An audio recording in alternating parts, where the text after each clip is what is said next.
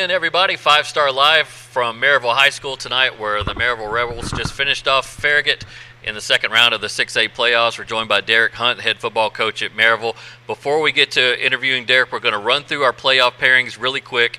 The games have gone final. I think there's only one. They trail by 2 touchdowns on the road in Memphis University School in the third quarter, so we'll try to keep you guys updated on that. So let's start off in 1A. Jared, you want to start in 1A? All right, we see that Oliver Springs won big tonight. They knocked off who did they play? I can't even read it, but they're going to be facing off with Greenback. Going to be a rematch of last year's games as well as a regular season game this year. Greenback won easily tonight. Greenback will host that game. Moving on into 2A, Oneida got the win tonight. Very, very tight game, won by 2 points, I believe. They're going to go on the road to face Meigs County. Of course, Meigs County was a state semifinalist a year ago. They have Aaron Swafford, Mr. Football, semifinalist again this year. He's committed to Navy, I believe. Meigs County, an 11-1 football team, and it'll be a tough task for Tony Lambert and that crew tonight, next week. But just big win for Oneida in the second round of the 2A playoffs. Moving on into 3A, we have Austin East won tonight easily over Kingston to improve to 9-3. They will go on the road to face Alcoa. That game did not go well for Austin East in week 2 of the 2019 football season. We'll see if they can kind of save a little face and put up a better showing against Alcoa this second time around. Alcoa absolutely routed Gatlinburg-Pittman again tonight. A lot of offense. I saw some punt return touchdowns, and so just Alcoa is doing Alcoa things right now. They moved to 11-1. Again, they will host that game next week. In Class 4A, we got Elizabethton won easily. They improved to 12-0. Greenville gets the win 24-7 over Anderson County, and this was supposed to be the year that Anderson County knocked off Greenville, and it just did not happen. Greenville kind of righted the ship of late. They didn't really throw the football well tonight, 3 of 9 passing, but this kid Mason Gudger has really come into his own as one of the area's better tailbacks, and he put up over 100 yards tonight on the ground, leading Greenville past Anderson County 24-7. That game will be at Elizabethton. Moving on to 5A, one of the more competitive, deeper brackets of talent around the area. You got Central. A lot of people were doubting Central. They lost their last 2 games of the regular season, one of those being to Gibbs. They turned around and absolutely walloped Gibbs tonight. So they improved to 10-2, and they will go on the road, I believe, next week to play at South Doyle. South Doyle hung on to beat Daniel Boone.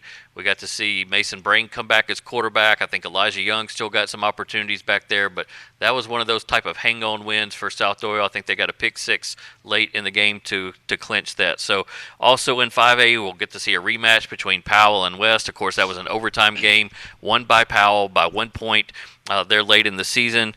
Powell knocked off Ray County tonight, and West surged past Oak Ridge there in the fourth quarter. It was all tied up going into the final quarter, and West made the big plays late to move on into the state quarterfinals. So that game, again, will be at Powell. Since they were the region champion, that'll put them as a host school. And then finally in 6A, Maryville, y'all are going on the road again. You're going on the road to Dobbins-Bennett. It's a program that you guys know a lot about, and just your initial thoughts on facing Dobbins-Bennett in the third round. Well, I think it's going to be exciting. We've played up there. When they were in our region 3 or 4 years ago, and so it's awesome atmosphere. Our community travels really well, so I know there'll be a lot of Maryville fans there, and I'm sure DB's fans will come out. Quarterfinal game up there, it's going to be awesome. Yeah, I mean they got a little bit of trouble out of Bearden tonight. Bearden made it close for a little while, but I think Dobbins-Bennett created some separation late. But for you guys tonight, it was over fast, and this was a tight football game in the regular season. Yeah. What differences allowed you guys to just really run past Farragut tonight? Well, I think the biggest thing obviously was our defense. I think it started with our defense. Right. Our kids on the defensive side are playing for each other. And as a coach, you can motivate them as much as you can, but when you get your guys to start playing for each other, there's a bond and a love there that it gives them motivation that we can't give them. And so, I was really excited for them, and obviously we were really balanced on the offensive side too. I like the way that T. Hodge ran the football tonight. I mean, it looked like, okay, this is my senior year. I'm healthy again. I mean, there were some big boy football runs by him tonight. Ran a little bit angry tonight, yeah, and when he does that, obviously he's tough to bring down for sure. So we're watching the defense kind of set the tone for you guys early here in the night, and we're able to get to Gavin Wilkinson, the quarterback at Farragut, early and often, and really move them behind the chains. But they were still able to managed to get the football down the field and get into the red zone there late in the first quarter, and that missed field goal that they had really kind of just played right into y'all's favor. Yeah, I think so. Gavin, obviously, he's a great quarterback. He's a heck of a player, and we faced off against him the last 3 years, but he did a good job early, and they made some plays. Obviously, we gave him a short field there with the fumble, but we're able to help keep him off the scoreboard, and then go down and score. Get that from that turnover. Yeah, I think here comes the first score of the night from A.J. Davis, and just kind of discuss this play for A.J. Well, it's just a little stick concept, and Kay did a good job getting it to him early, right outside of it, the break point, and A.J. makes 3 or 4 guys miss and makes a play. Here comes T. Hodges' first touchdown run. Y'all kind of overload the right side there. Yep, just a truck concept, and basically T just outraces him, catches the edge and outraces him. I thought we were real physical on the perimeter blocking, and golly, we did a good job. We did a good job blocking that edge right there. More T. Hodge coming up right here. Sure, and that's kind of the same thing. That was a 4th and 2 right there, and AJ and Brody do a great job setting the edge, and T makes one guy miss, and then that was some speed right there out of T. Yeah, it really was, and here comes the bomb to AJ. What are we looking for on this play? It's a double move, and we had just tried a shot to Ashton the previous play and didn't protect it well, and I felt like 2 shots in a row. Probably didn't see it coming, so we tried it, and Kay threw a great ball, and AJ runs under it. Man, it's always pretty when that happens. So you had all your big guys kind of doing what they needed to do tonight. I mean, that's got to give you guys more peace of mind going into this third round to know that everybody's kind of locked in right now. Well, the key is for us offensively has always been balance. We tell our guys every week, it's amazing what we can accomplish when no one cares who gets the credit. Stats don't matter. Bill Belichick always says stats are for losers. So we want to find a way to win each week, and I think for us, the balance is the key. That way guys, their teams can't focus on one guy. So we'll try to find a way to be balanced each week and do what was going to give us success. Going forward now, not just with Dobbins Bennett, but maybe beyond there, to get them to just focus on DB. Everybody wants to see this Maryville-Oakland rematch, but to keep teenagers locked in mentally, how tough is that? Well, Coach Cobble, one of our defensive coaches, he always says, you go as your seniors go. And we've got a great senior class. There's a lot of great leadership in that class. So they have done a really good job of setting the standard each week and making sure our guys are focused. Yeah. In terms of Cade Chambers, his performance tonight, I think he only had 3 incomplete passes. Yeah. Just kind of where is he mentally, and did you talk with him earlier in the day? Just do you ever do that just to kind of check in with your guys and kind of see where their heads are? Yeah, all the time. We meet most days throughout the week, and kind of go over the plan that day at practice, and we certainly do that on Fridays at least a couple times. So, but Cade, golly, he's such a pleasure to coach. He's a great kid. He's the ultimate teammate. He could care less how many yards he throws for, how many touchdowns. He just wants to win. Yeah. And I love him to death, and he's just he's a pleasure to coach. Derek, thanks so much for hanging out with us. Thank you guys for being here. This is done awesome. So early, and I thank you for hanging around. And you just want to pass it. Pass it on off up to here. AJ. He's good at catching Mr. stuff. Davis. So just pass him that mic. Joined by A.J. Davis, senior wide receiver. You saw him on some of those highlights there. A.J., big night for you.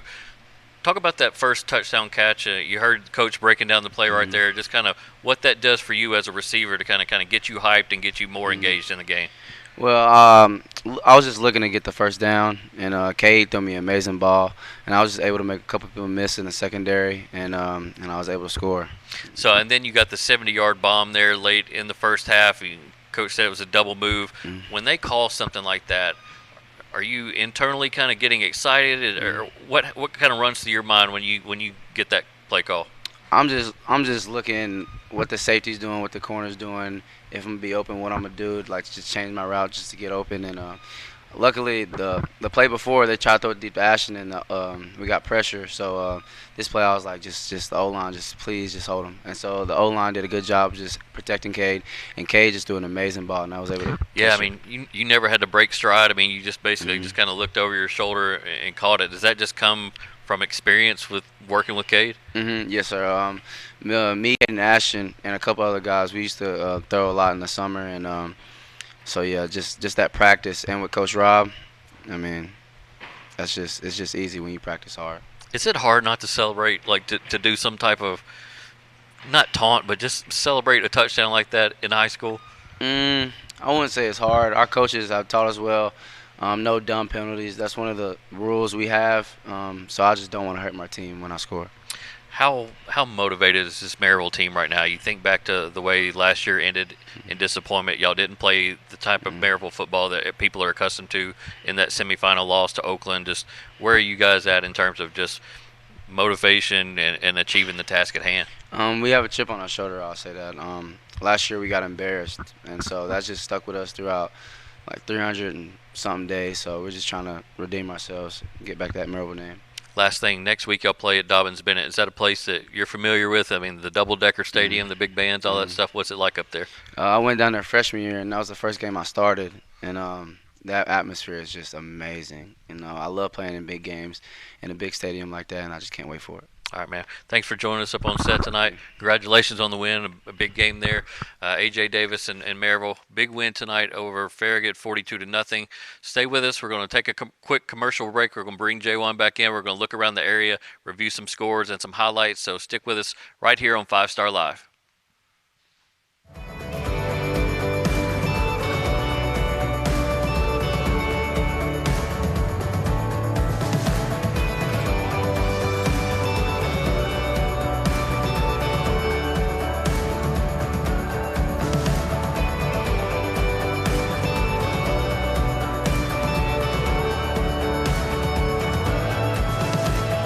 When you shop at Elliott's, your journey is our purpose.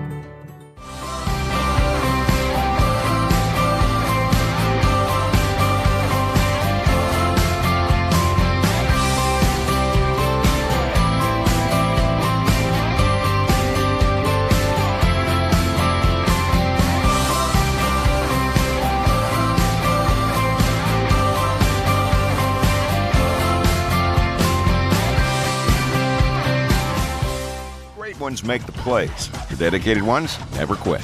Weekend warrior or professional, all athletes get hurt. And when you do, Tennessee Orthopedic Clinic's comprehensive sports medicine team is ready to take you on. The power of results.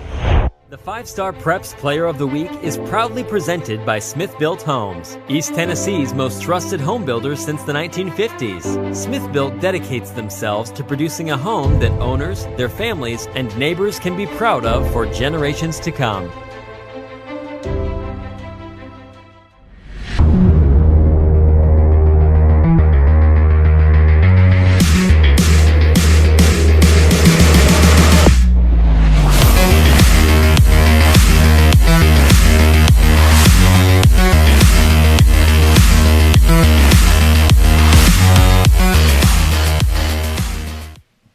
Everybody, welcome back to 5 Star Live. Myself, Jesse Smithy, along with J1 Mitchell from Maryville High School, where the Rebels polished off Farragut tonight 42-0, even though on TSSAA it says Farragut won 42-0. A little rusty in the postseason. They're trying to watch everything that's going on in the state, so give the TSSAA folks a little bit of a pass here on that, so they'll get it fixed. But let's run through some scores real quick. Anderson County tonight did not win against Greenville, 24-7. This was, I ran my mouth a little bit. I ran my mouth on radio shows, on some TV shows, and said, look, if you put Anderson County up against Greenville right now, Anderson County would win that football game. They did not win that football game tonight, and 3 years in a row they've had championship hopes and aspirations at Anderson County, or at least to even get to the state championship game and see what happens. And Greenville's just a stumbling block to them. Wow.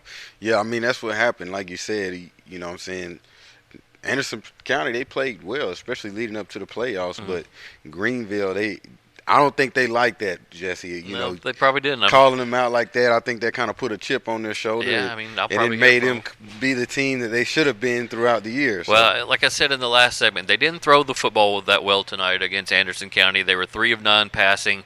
But this kid, Mason Gudger, we got to see him when they played Farragut in the scrimmage, and you could kind of see a little bit of talent out of him out of the backfield, but he's really come into his own as one of the area's better runners and running backs, and he dropped, I think, over 100 yards against Anderson County tonight. So now Greenville goes on the road.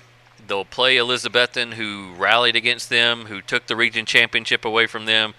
Greenville was leading 21-7 against Elizabethton in that game in the regular season. Elizabethton rallies, wins on a last-second field goal. So this could be a really extremely motivated Greenville team going into that game to kind of avenge that loss. And look, I mean, they're still the two-time defending state champions. Just because they have a couple losses doesn't mean this team is done for. You got to respect them, man. And like you said, it's playoff time. So at this point, it's, well, not 0-0, but I mean, it's a clean slate for everybody. Anything can happen. Tonight in 29-0 sets up a rematch with Greenback. Greenback won easily tonight against Coalfield, and man, TWSLA is struggling. Their scoreboard is all kinds of messed up.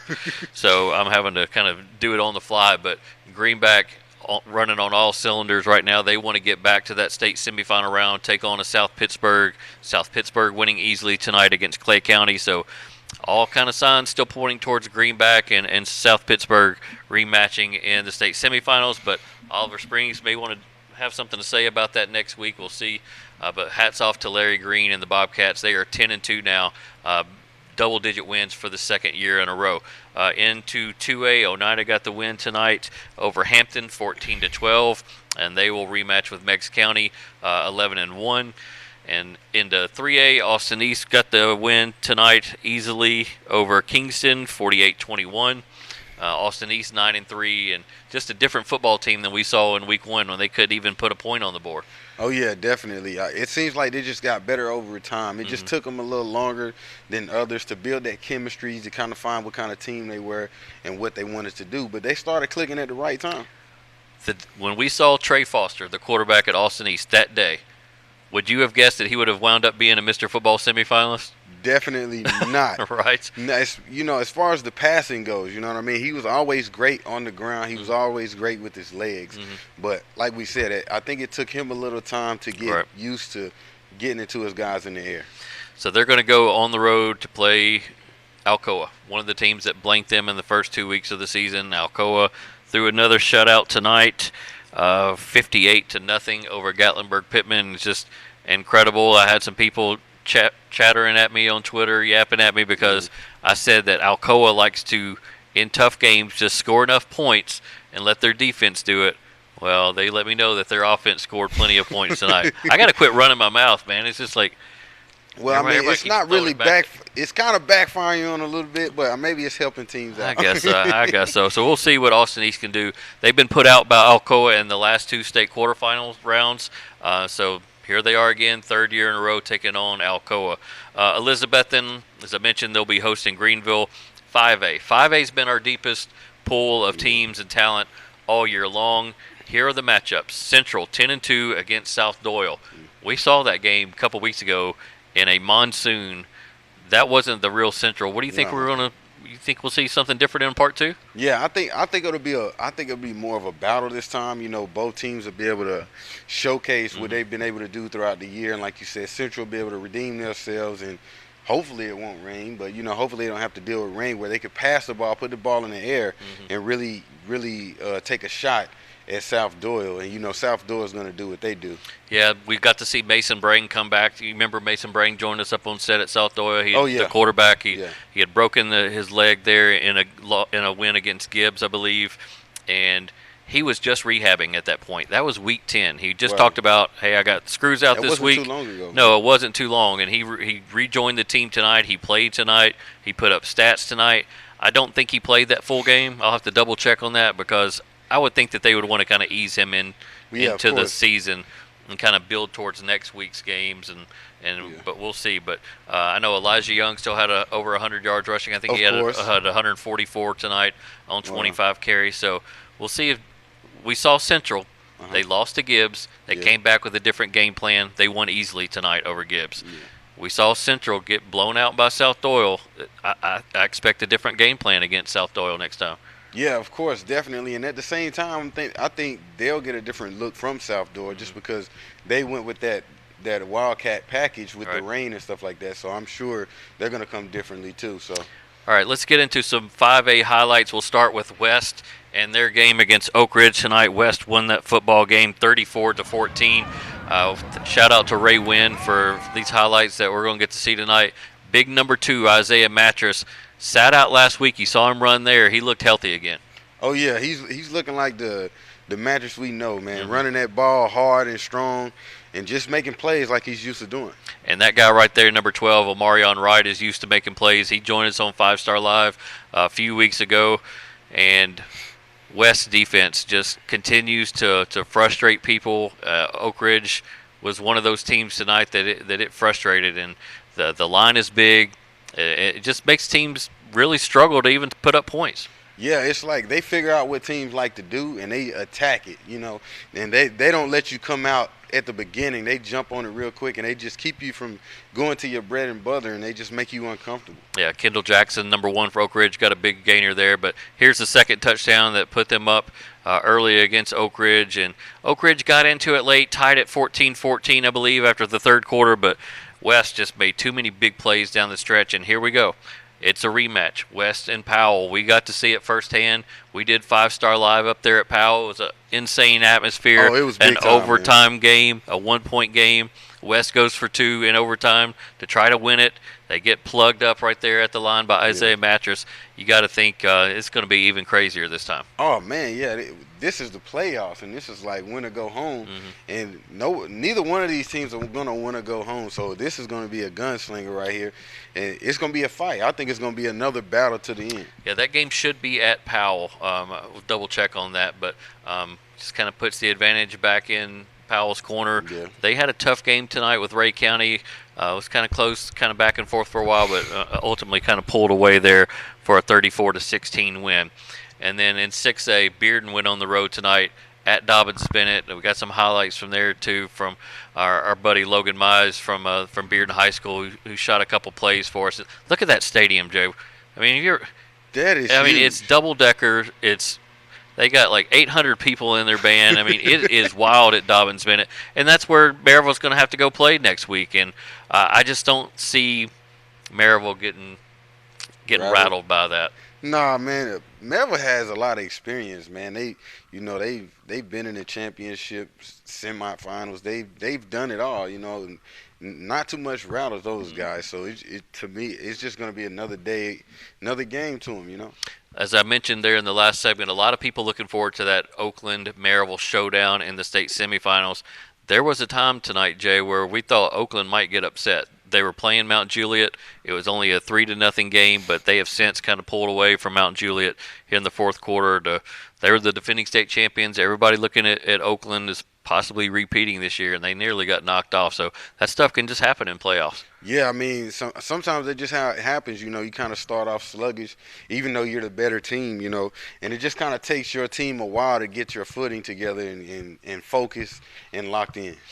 One of the teams we skipped and we shouldn't have, Loudon, continues to be undefeated this year. They are 12-0, and Danny Parker provided these images tonight from their game against Smith County. They just absolutely ransacked Smith County 41-7.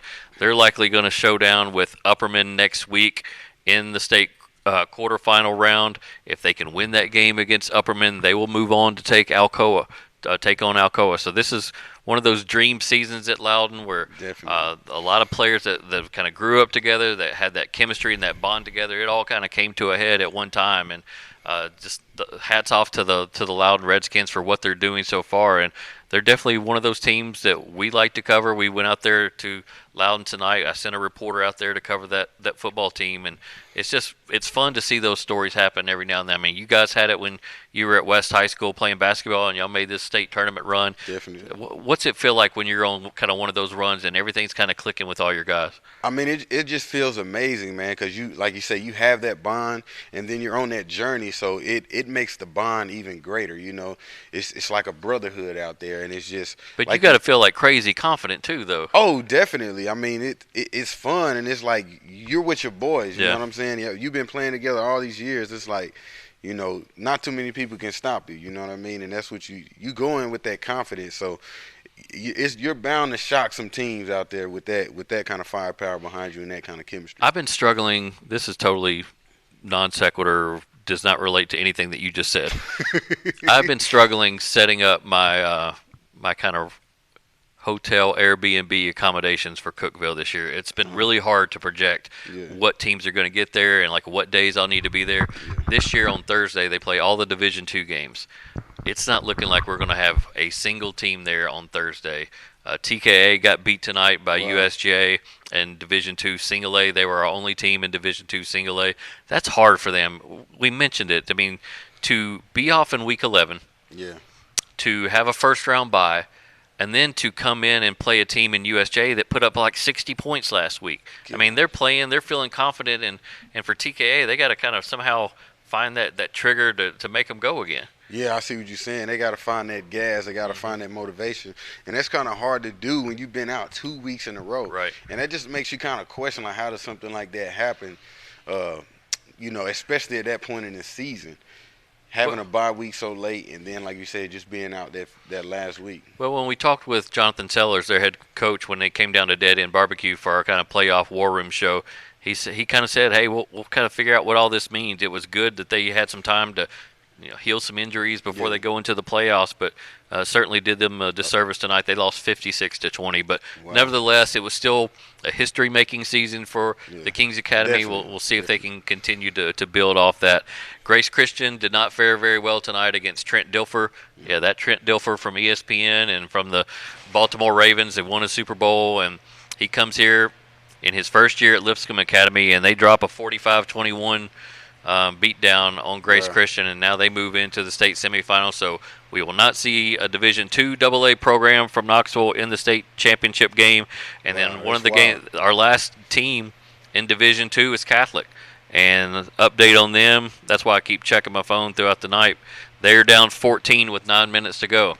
Wow. So, it's not looking too good for them. And I've said a lot that nothing that this MUS team does really jumps off the page at you statistically, but they win. They win football games. They get the job done. So sometimes that's all you need. As long as you get the job done, it doesn't have to be the prettiest. It doesn't have to be the most flashiest. But if you taking care of business, you got more points than the opponent, and you're keeping them from scoring. That's all that needs to be done. Absolutely. That's Jaywan Mitchell. I'm Jesse Smithy. We're going to take one quick break, come back, kind of recap the night, and so stick with us right here on 5 Star Live.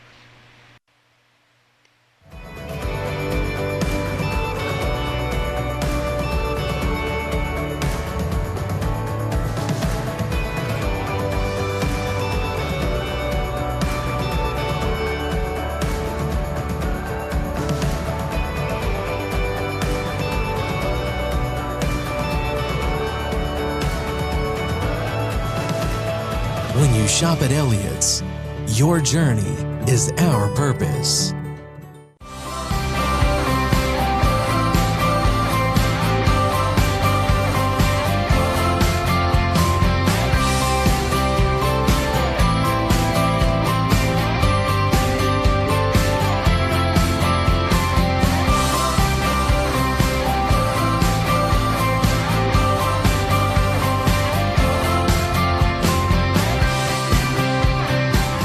Make the plays. The dedicated ones never quit. Weekend warrior or professional, all athletes get hurt. And when you do, Tennessee Orthopedic Clinic's comprehensive sports medicine team is ready to take you on. The power of results. The 5-Star Preps Player of the Week is proudly presented by Smith Built Homes, East Tennessee's most trusted home builders since the 1950s. Smith Built dedicates themselves to producing a home that owners, their families, and neighbors can be proud of for generations to come.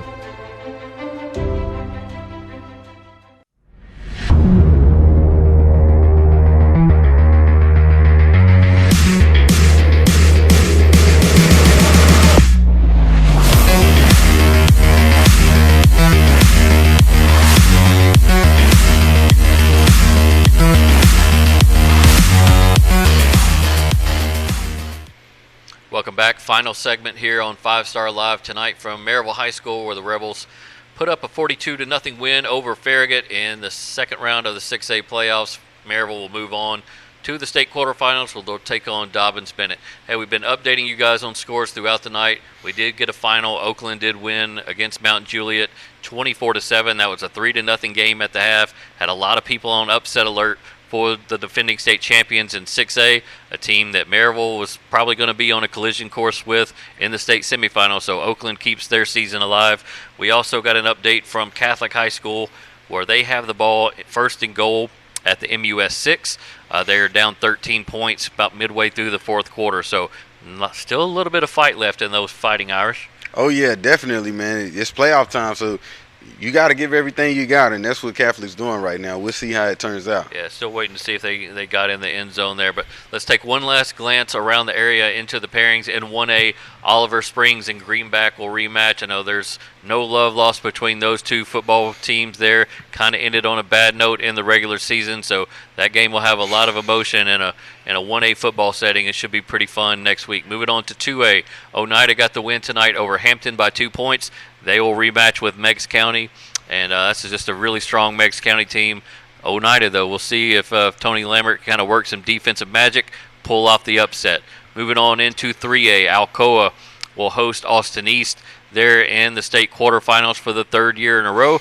Alcoa threw another shutout tonight. I don't know what the new average is, but I know it's still below 4 points per game that their defense is only allowing. Just ridiculous to think about. That's wild, man. That's almost unheard of. It's unheard of. It's unthinkable. And Austin East has been one of the better offensive football teams in the area the last, 3 or 4 weeks. So we'll see if they can maybe put up some points against Alcoa. One matchup you don't see there is it's going to be Loudon taking on, I believe, Upperman won that football game.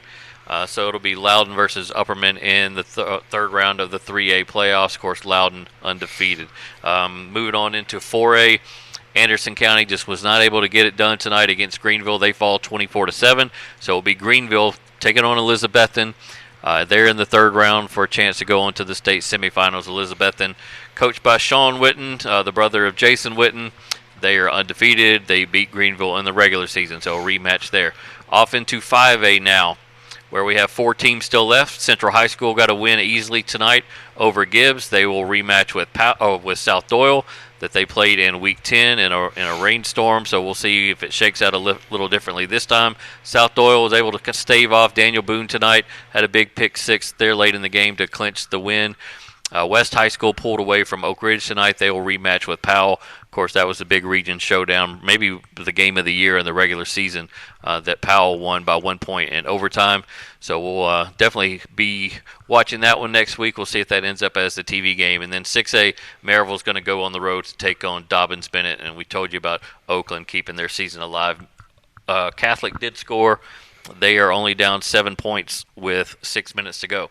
So we're going to be signing off here in just a second, and we'll continue to monitor that on Twitter and on social media as well to see if Catholic can kind of rally on the road against MUS and stay in as the area's only Division II team left in the playoffs. If they were able to win that game, they'd have to take on maybe an Innsworth team that they saw in the regular season, maybe a Baylor team that they saw in the regular season. So this is a big game, big moment for Catholic. If they win this game somehow, they might have a chance to get to the state championship game. Wow. I mean, that's just wild, just the way they started off, man, and just to see that they continue fighting in here in this playoffs, which is, hey, this is the time to stay fighting and stay with it. Yeah. So it seemed like the move with Caden Martin, the quarterback, really kind of paid off for Catholic offensively and got them where they need to put them in this position to possibly win that football game. But we're going to finish up here tonight here at Maryville High School, where the Rebels again won 42-0 over Farragut. Thank you so much to Derek Hunt and everybody out here at Maryville for letting us set up inside. Oh, man. Shout out. I mean, major blessing, man. Appreciate you guys taking care of us, man, keeping us warm in here. So this was our first trip out to Maryville. What did you think about it? I thought it was great. It was a great atmosphere, man. It was fun. I enjoyed it. Game didn't go like we kind of thought, but hey, that happens. It happens. But it's Maryville. We had great hospitality out here at Maryville, so I'll let you know where we're at next week and kind of figure out a game plan for there. But for everybody for watching at home or on your cell phone or wherever you're at, thanks so much for watching 5 Star Live. We'll catch you guys next week.